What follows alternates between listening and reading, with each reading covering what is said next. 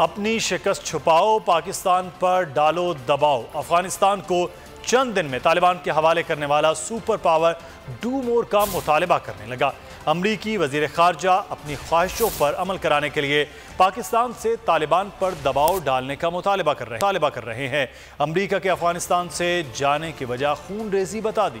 अमरीका शिकस्त समेट कर जंगी सामान छोड़कर अफगानिस्तान से चला गया, लेकिन अमरीका के मुतालबात ना गए। पाकिस्तान से एक बार फिर डू मोर का मुतालबा कर दिया। अमरीकी वजीर खारजा एंटोनी ब्लिंकन ने मुतालबा किया कि पाकिस्तान तालिबान पर आलमी तकाजे पूरे करने के लिए दबाव बढ़ाए। पाकिस्तान को वो किरदार अदा करते देखना चाहते हैं जो अमरीका चाहता है। बोले अफगानिस्तान के मुस्तकबिल पर पाकिस्तान से ताल्लुकात का दोबारा जायजा लेंगे। ऐवान नुमाइंदगान में ब्रीफिंग देते हुए पाकिस्तान पर दबाव बढ़ाने की बातों के दौरान एंटोनी ब्लिंकन ने पाकिस्तान की कोशिशों को भी नजरअंदाज नहीं कर सके।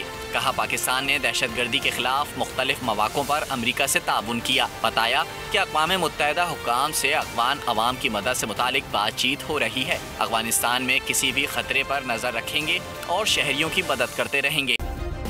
सब्सक्राइब करें और बेल दबाएं ताकि कोई खबर रह न जाए।